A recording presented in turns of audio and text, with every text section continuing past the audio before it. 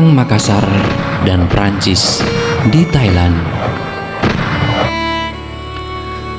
Perjanjian Bogaya pada tahun 1667 mengakhiri perang panjang selama 13 tahun antara kerajaan Goa yang dipimpin oleh Sultan Hasanuddin melawan VOC. Walaupun disebut sebagai perjanjian damai, namun seluruh isinya menunjukkan deklarasi kekalahan kerajaan Goa. Sebelum menggali lebih jauh cerita ini, kami mengajak Anda untuk mengembangkan channel ini dengan subscribe, like, dan share agar bersama-sama kita mengupas jauh cerita-cerita Nusantara untuk memperkaya diri kita dalam mengenal siapa diri kita. Yuk, kita buka lembar pertama.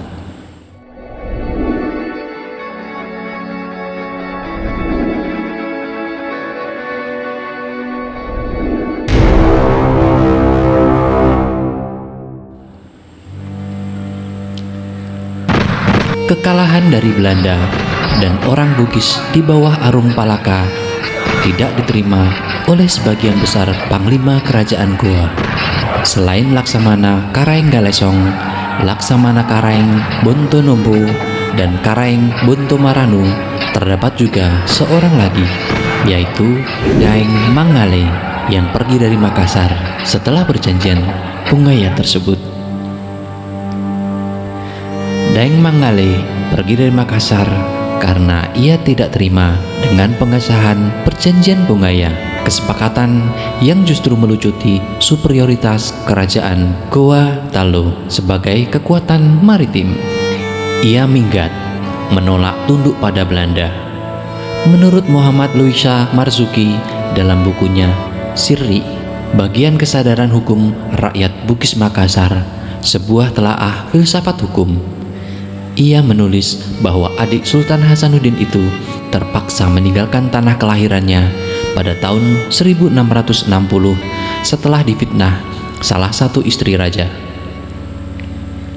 Setelah menyingkir dan menetap selama 3 tahun di Jawa, Daeng Mangale mempersunting Angke Sapiah, putri salah satu raja yang disebut masih memiliki hubungan darah dengan Raja-Raja Makassar. Daeng Mangale kemudian pindah ke daratan Siam yang sekarang disebut Thailand.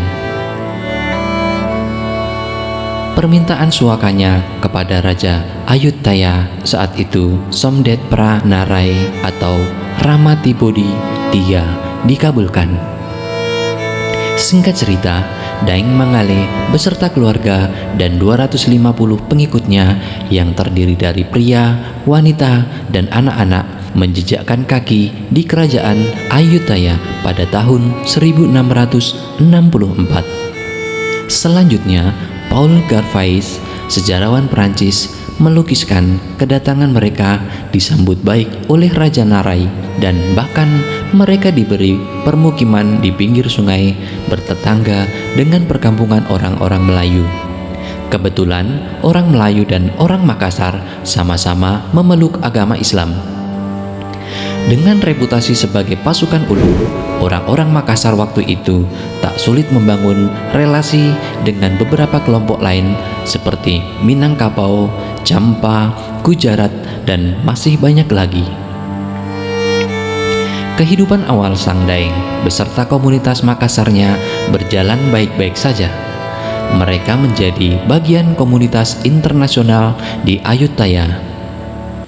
Selain mereka, terdapat juga komunitas dari Persia, Melayu, Champa, Jepang, Belanda, dan Perancis.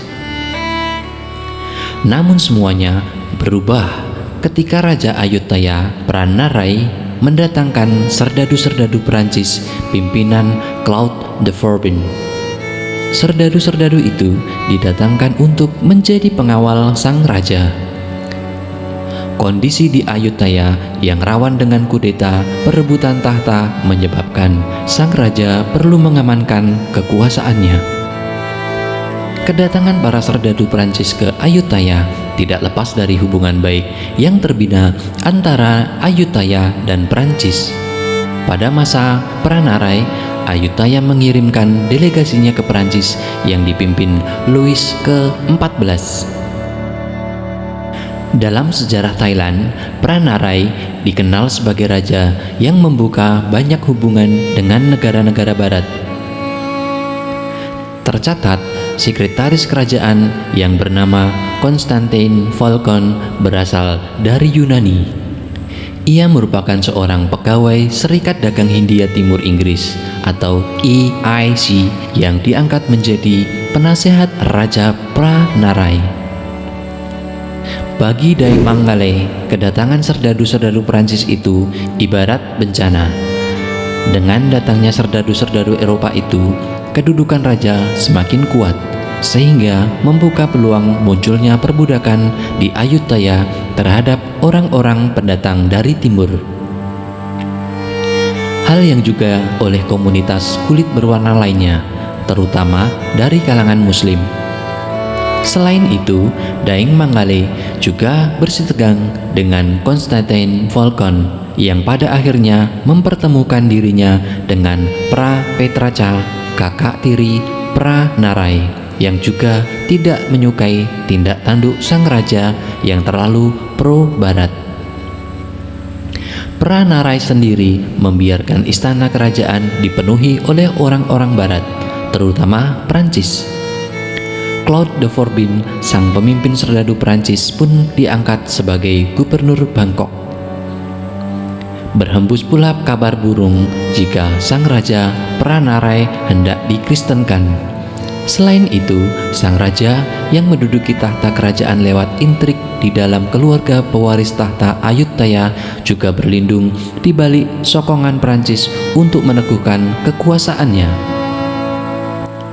Beberapa tahun kemudian, orang Makassar, orang Champa, Kamboja dan Melayu, serta kalangan istana mulai menunjukkan ketidaksukaan mereka pada kebiasaan raja yang bersekutu dengan orang Eropa, seperti Prancis, Inggris, Portugis, dan Belanda. Daeng Manggale sendiri berpendapat tidak sepatutnya ia sebagai orang Islam bergaul dan dikuasai oleh non-Muslim. Suara sumbang pun bermunculan. Sentimen anti-Eropa tumbuh subur di kalangan rakyat. Sejumlah komunitas penduduk secara terang-terangan mengambil sikap. Rencana pemberontakan pun disusun oleh komunitas Melayu, Champa, dan lainnya. Daeng Manggale sebagai pentolan komunitas Makassar pun diajak serta. Pada tahun 1682, Daeng Manggale ikut serta dalam pemberontakan orang-orang Melayu yang akhirnya gagal. Kaum pemberontak diampuni seperti Datuk Melayu dan Champa, termasuk Daeng Manggale. Pemberontakan itu tidak berakhir sampai di situ. Kebencian terhadap orang-orang Eropa tetap dipelihara. Hingga akhirnya pada tahun 1686, orang Melayu dan Champa sepakat melakukan lagi pemberontakan. Pemberontakan ini diprakarsai saudara kandung Raja Champa yang mengasingkan diri ketika saudaranya naik tahta. Rencananya, mereka akan membakar kota dan sewaktu orang sibuk memadamkan kebakaran, mereka menyerang istana, melepaskan tahanan-tahanan, membunuh raja, dan menggantikan dengan adik raja Ayutthaya yang rupanya juga menyetujui rencana ini. Daeng Manggale juga mengetahui rencana pemberontakan tersebut. Di lain sisi, saat pemberontakan ingin dikobarkan, Raja Narai sedang istirahat di kediamannya di luar kota, tepatnya di Picilok, yang oleh orang-orang Eropa pada saat itu disebut Laos. Raja Narai juga sebelumnya telah mendapatkan bocoran informasi rencana pemberontakan yang akan terjadi. Untuk itu, Raja Narai mengutus Perdana Menteri Kerajaan Konstan Paulkon ke ibu kota untuk menggagalkan pemberontakan itu. Istana dan beberapa tempat penting seperti jalan raya dan benteng kota dijaga ketat oleh ribuan laskar Thailand. Orang asing dianjurkan supaya tetap waspada. Pada hari yang ditentukan, 300 orang Melayu yang saat itu tidak setuju dengan pemberontakan mempengaruhi orang-orang Melayu yang lain untuk meninggalkan komplotan. Saat itu juga tiba kabar bahwa pasukan Ayutthaya sudah dalam keadaan siap siaga. Rencana pemberontakan pun akhirnya gagal. Siapa yang membocorkan rencana pemberontakan ini? Sumber-sumber sejarah bertentangan antara satu dengan yang lainnya. Apakah orang Melayu, Champa, atau adik raja sendiri yang telah berkhianat? Setelah pemberontakan gagal, meskipun bukti konkret keterlibatan orang Makassar di pemberontakan tersebut tidak ada, Raja memerintahkan Perdana Menteri Paul Kon menyampaikan pesan kepada orang Melayu, Champa, dan Makassar supaya dalam waktu 4 hari datang untuk menghadap, mengakui kesalahan, atau melaporkan nama-nama anggota komplotan mereka. Kalau tidak, mereka akan mendapat hukuman yang mengerikan. Pada awalnya, pemimpin orang Melayu dan Pangeran Champa menolak. Akan tetapi, setelah dibujuk dan dijanjikan pengampunan, mereka menyerah dan melaporkan apa yang diketahuinya tentang komplotan pemberontak kepada Raja Narai di Picilok. Sebagian besar diampuni dan sebagiannya lagi dihukum. Tentang penolakan permintaan maaf ini, sejarawan Perancis Christian Pelleras menulis, hanya Pangeran Makassar yang menolak meminta maaf. Alasannya, dia tidak pernah mau memberontak. Hanya saja kesalahannya adalah bahwa dia tidak melaporkan rencana pemberontakan orang Melayu dan Champa kepada Raja Siam. Alasan Sang Daeng karena dia tidak mau mengkhianati kedua sahabatnya dengan membuka rahasia yang telah dipercayakan kepadanya. Gelarnya sebagai Pangeran Makassar mendasari sikapnya untuk tidak menjadi seorang pengadu. Ia memilih mati di medan perang ketimbang dipaksa mengakui dirinya sebagai bagian dari kelompok pemberontak. Ia berkata dengan jelas di hadapan raja, mengenai orang yang telah menghadap Paduka, saya harus katakan bahwa saya tidak mempercayainya sedikit pun. Karena sekarang ini Perdana Menteri Ayutthaya adalah seorang Perancis, dan antara saya dan dia ada saling benci dengan alasan perbedaan agama, ujarnya saat menghadap Yang Mulia Pranarai, seperti ditulis sejarawan Bernard Dorlens dalam buku Orang Indonesia dan Orang Perancis dari abad 14 sampai dengan abad 20. Penolakan Daeng Mangale menjadikan suasana menjadi tegang dan kedua belah pihak siap menghadapi perang. Sementara keadaan tegang, sebuah perahu pinisi yang membawa barang dagangan dan bingkisan dari Raja Goa untuk Daeng Mangale tiba di Ayutthaya. Rencana Perdana Menteri Konstantin Polkon untuk menyerang Daeng Mangale pun ditunda. Meskipun awak pinisi itu hanya berjumlah 50-an, tetapi dalam pemikiran Perdana Menteri Polkon, pinisi itu adalah bagian dari armada Karainggalesong yang terkenal ketangguhannya.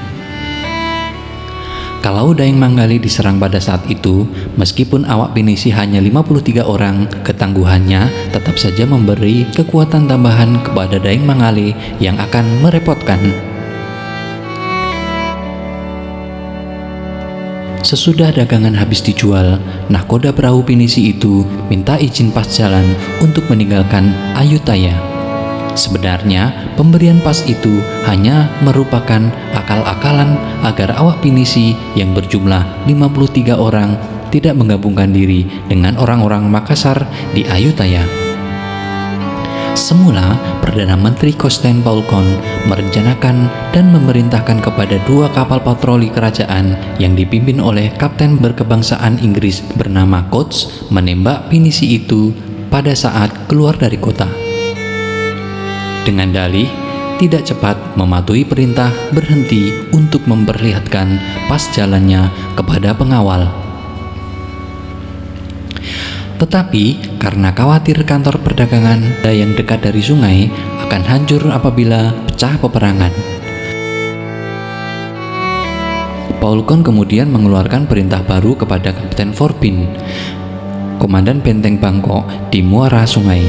yang selalu ditutup dengan rantai besar untuk menahan perahu pinisi itu. Perintah ini diterima Kapten Forbin tanpa ragu dan segera menyiapkan ruangan cukup luas untuk menampung 50-an orang. Tanggal 12 September, perahu pinisi itu tiba di benteng Bangkok.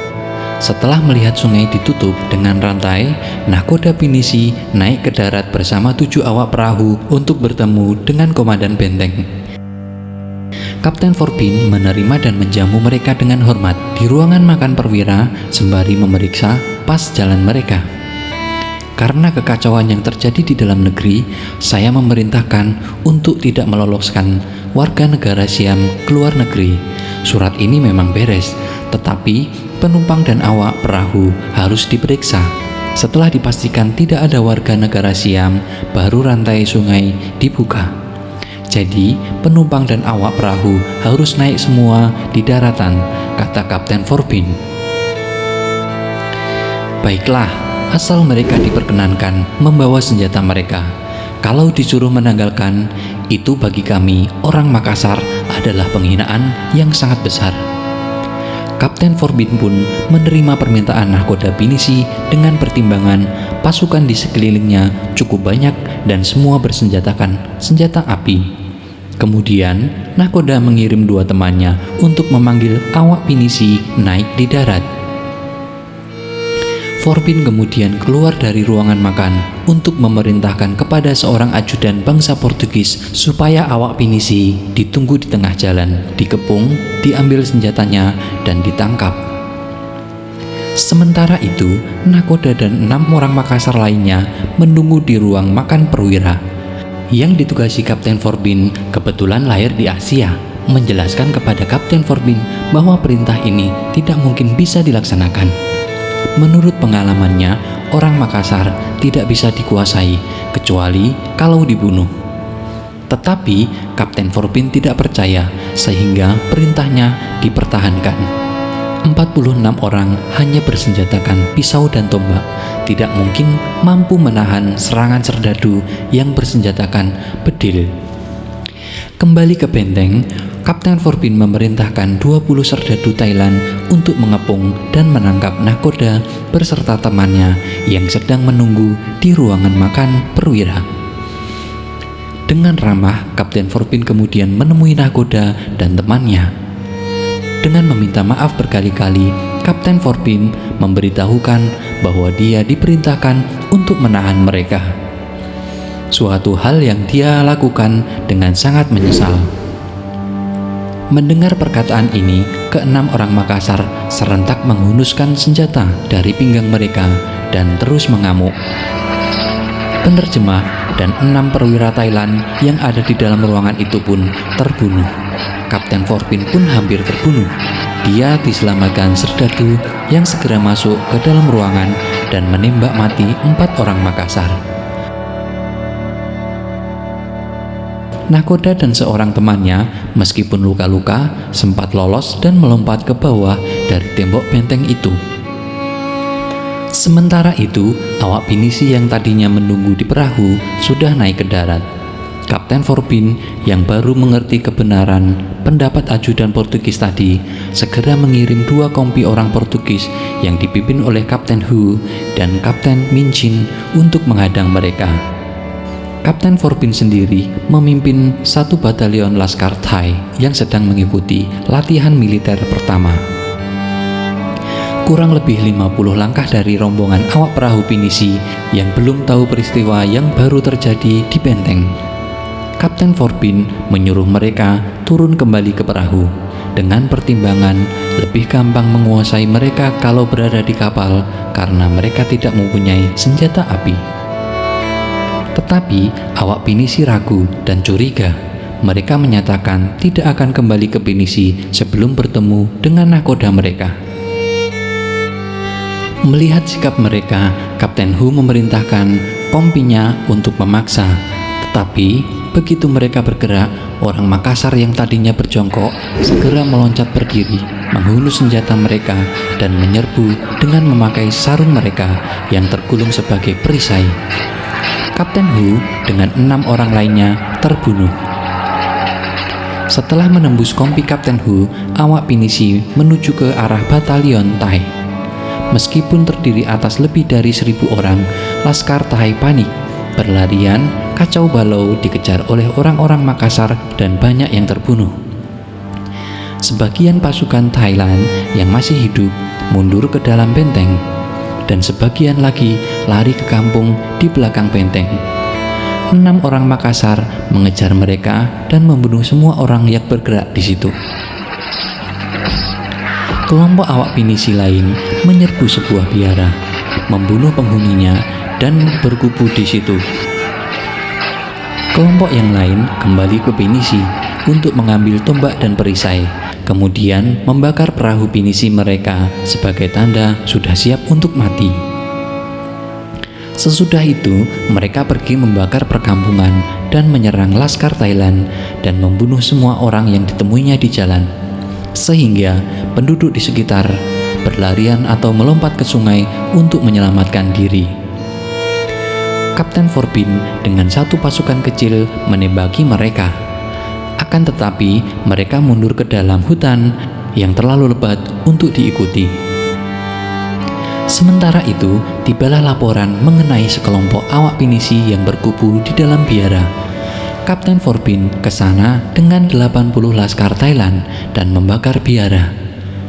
Awak pinisi yang ada di dalam biara terpaksa keluar dan lari, bersembunyi dalam semak-semak di sekitar biara.